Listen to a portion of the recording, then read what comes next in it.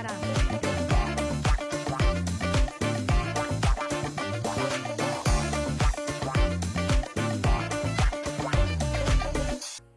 Halo semua, kembali lagi bersama saya Johan di Jurnal Trading ID. Jadi pada kesempatan video kali ini kita akan membahas kembali untuk update dari pergerakan XAUSD atau Gold ini sendiri. Dan seperti biasa, sebelum kita memulai video ini atau pembahasan secara teknikal ya, kita mau lihat dulu untuk newsnya teman-teman gitu. Jadi paling utama itu sebenarnya kita mencek ada news apa sih hari ini gitu ya teman-teman ya. Yang pertama itu di jam 20.30 ya, ini ada Core PCE Price Index ya, ini dari USD. And then ada kemudian di 20.30 juga itu ada Durable Goods Order ya dari USD juga. Dan special guest kita ya, guest star kita untuk malam hari ini itu ada dari USD GDP Report kuartal 3 ya di jam 20.30. Artinya di 20.30 ini sangat banyak news ya, data yang keluar gitu teman-teman. Lalu ada lagi di jam yang sama 20.30 juga ini ada inilah Jobs Slam dari USD juga teman-teman. Jadi kurang lebih kalau kita hitung nih ada 4 data ya. 4 data yang akan keluar barengan di jam 20.30 atau setengah 8 malam WIB waktu Indonesia Barat teman-teman gitu. Dan gue start kita tetap di sini adalah dari GDP kuartal 3 ya, dimana kuartal 3 report ini nanti itu akan menjadi sorotan utama pelaku pasar terutama market maker ya untuk menggerakkan pasar ini sendiri ya. Artinya pastinya ya market malam ini itu akan sangat volatil atau high volatility teman-teman gitu. Ya, seperti yang kita lihat lah ini kalau untuk yang GDP memang reportnya ini kurang bagus dari 3.0 ke 2.8. Artinya ada sedikit penurunan ya untuk GDP-nya gitu teman-teman. Lalu kalau kita lihat dari jobless claim ya itu dari 2.13 ke 2.15, artinya ada kenaikan pengangguran, klaim pengangguran tenaga kerja di Amerika itu sendiri ya. Ini juga kurang bagus teman-teman. Lalu untuk durable goods order ya, untuk barang ini juga ada sedikit pengurangan dari 0,0 ke minus 0,8 ya. Lalu untuk core PCE price index ya, PCI-nya ini kalau saya lihat sebenarnya agak stagnan ya, dari 2,7 ke 2,8 nggak begitu signifikan perubahannya. Dan ini memang lebih cenderung kalau kita ngomong ya dari 4 ya. Ini 4 news ini, 3-nya kurang bagus, satunya stagnan. Jadi memang cenderung ini negatif ya untuk si DXY itu sendiri gitu teman-teman di jam 20.30 nya gitu. Lalu di jam 21.45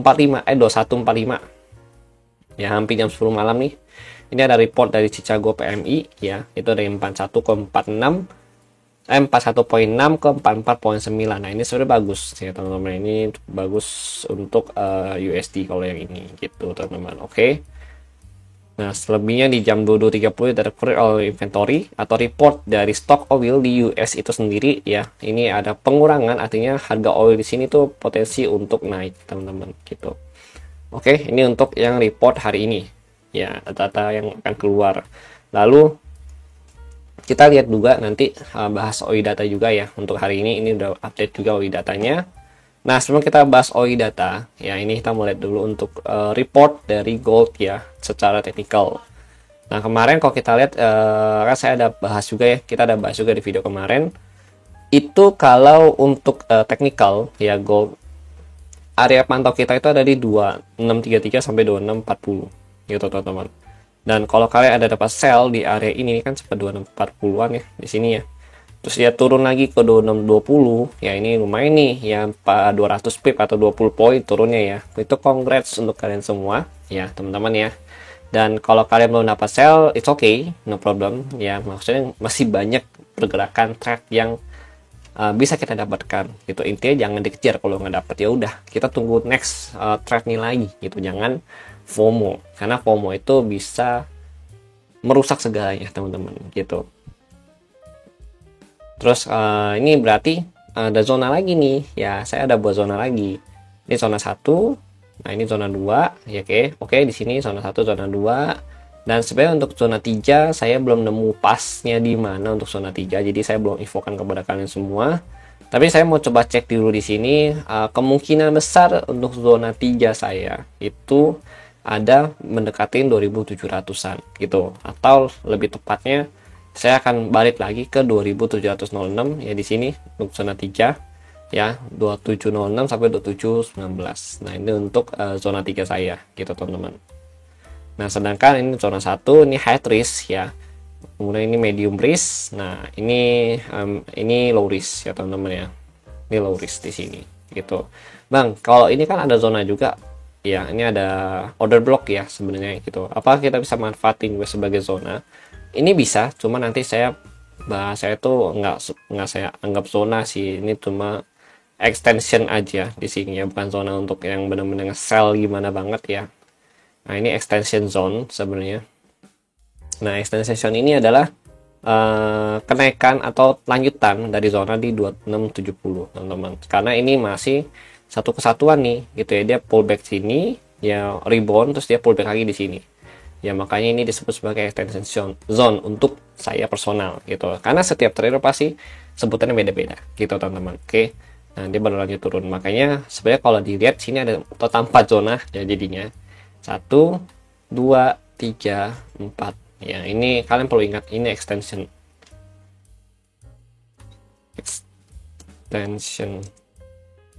zone ya di sini dari 2683 ke 2690. Nah, ini adalah area yang cukup kuat nih ya. Sebenarnya kita lihat dia pullback kemarin tuh di sini. Yang hari Senin kemarin nih. Dari sini dia turun sampai 2604. Nah, ini kalau saya lihat dia sudah breakout juga ya dari 2640 nih ya, di atas 2640. Nah, ini kalau kita lihat nih candle breakout ada satu. Nah, ini kemudian retest baru lanjut naik lagi ya kan. Nah, sebenarnya kalau di atas 2640 saya masih prefer untuk cari area buy ya. Kalian boleh cari konfirmasi buy di M15. Kalau misalkan dapat konfirmasi buy, kalian boleh masuk ya. Kalau misalkan nggak dapat ya udah, nggak usah dipaksakan gitu ya teman-teman ya. Karena pasti market juga lagi nunggu report untuk malam ini yang cukup banyak datanya keluar gitu. Targetnya di mana bang? Targetnya di sini. Ini target 1, 2, 3. Nah, apakah ini harus dicapai semuanya? Tidak perlu dicapai semuanya gitu. Jadi jangan trap dengan keinginan kita gitu teman-teman. Oke. In case kalian sudah dapat entry ya di sini, kalian sudah entry dan kalian sudah dapat 20-30 pip ya, atau 2 sampai 3 poin, much better diamankan ya. Dan kalau kalian mau take kalau memang dirasa cukup gitu. Tapi kalau misalnya kalian mau di hold ya, pastikan itu sudah di set SL plus ya atau BFP, jangan bandel gitu teman-teman. Oke, jangan oh ya Bang Johan bilang bisa sampai extension zone tuh, saya harus targetin sampai extension zone sini gitu kan. Gak harus, karena market suka dengan manusia yang greedy atau trader yang greedy.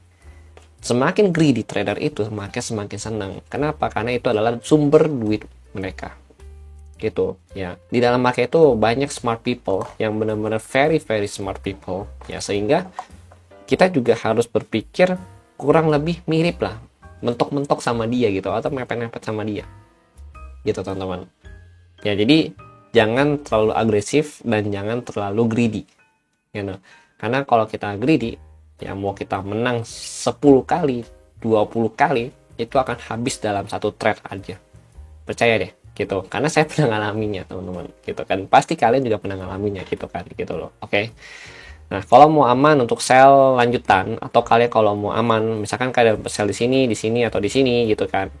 Nah, misalkan kalian dapat sell nih, kalau mau hold ya pastiin dia bisa closing dulu di bawah 2640 untuk 1 hours-nya. Kalau 1 hours bisa closing di bawah, kembali di bawah 2640, berarti kita cukup aman dengan menargetkan di sini ya 2620 sampai 2606 kembali gitu teman-teman. Oke. Intinya main level kita untuk hari tetap di 2640 gitu teman-teman. Ini sih kalau saya lihat memang agak sedikit berat dia untuk nanjak ya. Ini agak sedikit berat dia untuk nanjak karena posisi dia turun tuh benar-benar lancar banget pakai jalan tol, sedangkan naiknya ini kayak dia pakai jalan pegunungan nih ya. Yang sini ya jurang gitu kan. Agak susah nih naiknya dia gitu teman-teman. Harus hati-hati ya. Cuma memang nanti malam karena banyak data yang keluar, bisa dia volatilnya besar ya, naik turun after that baru turun lagi atau mengikuti real movement dia gitu teman-teman. Oke, karena memang kalau kita lihat di sini untuk technical dia masih potensi lebih besar untuk turun sih gitu. Ya, soalnya dia udah charge ya di sini. Nah, di sini dia ada charge juga, sehingga potensinya itu memang lebih besar untuk turun, teman-teman. Makanya sebenarnya saya lebih prefer untuk sell ya. Cuma kalau kalian mau hold, ya itu harus di bawah 2640. Di atas 2640 saya belum begitu prefer kan untuk hold sell kalian gitu. Oke. Ya, ini sih kalian boleh apa ya? Boleh kalian ubah-ubah lagi untuk mappingnya, atau kalau misalnya punya pandangan lain boleh banget kalian infokan kepada saya ya, karena ini cuma pandangan saya secara personal yang saya bagikan kepada kalian semua gitu. Oke, sekarang kita mulai dari OI data ya. Jadi nanti misalkan in case DXY nya turun dan reportnya jelek, DXY kan normalnya turun ya, berarti gold ini bisa lanjut naik lagi gitu kalau misalkan reportnya jelek gitu teman-teman. Berarti naiknya itu ya, itu kita bisa cari konfirmasi sell di 3 zona 4 zona yang sudah kita siapkan tadi gitu. Di luar zona itu jangan kita sentuh untuk entry, jangan disentuh gitu. Oke, jangan disentuh, harus disiplin gitu teman-teman. Ketika dia masuk zona dan belum ada konfirmasi, udah jangan entry. Jangan merasa kayak, oh iya nanti kalau dia turun gimana, ketinggalan nih gitu. Ya udah entry aja walaupun cuma 0,01. Yakin kalau kalian udah masuk 0,01 dan berharap itu profit, pasti akan ada 0,01 selanjutnya. Udah 0,01 selanjutnya pasti akan ada 0,01 selanjutnya lagi. Dan begitu terus. Malah nanti ujungnya apa? Ngegantung tuh. Ya layer kubrak, ngegantung. Makanya sebelum kita masuk, kita harus bikin dulu strateginya itu gimana gitu loh. Strategi itu bagusnya gimana, exit-nya di mana ya, emergency plan tuh gimana. Pasti tetap harus kita pikirkan dulu emergency plan-nya gitu. Oke teman-teman. Nah, sekarang saya mau bahas OI data. Untuk OI data ya, untuk OI data kita lihat dulu ini harga open ya. Jadi harga open dari si make ini itu dari 2631. Berarti kita ambil 2630 teman-teman. Oke, 2630. Mana nih 2630 ini. Nah, ini 2630 berarti ini kan 1 DTE ya. Nah, ini 2630 ini padahal sudah saya update sih, tapi masih jatuh 1 DTE dia. Nah, berarti di bawah 2630 dia masih bisa lanjut potensi ke 2610 ya. 2610, kemudian terdekatnya 2620 ya. Lalu normalnya dia bisa ke 2610, 2600 ya di sini sampai 2590 gitu. Di atas 2630 ya, itu dia bisa lanjut ke 2640 ya. Ini 2640 kan udah selesai di call. Kemudian 2650, 2655 ya, ini cukup tebal di sini. Lalu 265, 2665 dan ada lagi di 2680 teman-teman di sini ya, 2680 sebagai kenaikan tertinggi untuk gold ya, 2680. Jadi ini kalau 30 ke atas dia ada di sini, 30 ke bawah dia bisa ke 2590. Oke teman-teman, ini adalah range, bisa dikatakan range untuk patokan kita selama 1 hari ya, 1 hari ya, 1 harian teman-teman ya. Ini 1 hari lah patokan kita ya, 1 hari juga ini teman-teman. Oke. Nah ini nanti akan saya screenshot juga ya untuk kalian semua, dan saya bagikan di kolom di Telegram Juno Trading ID. Oke teman-teman, terima kasih bagi yang sudah nonton dan sampai jumpa pada video berikutnya.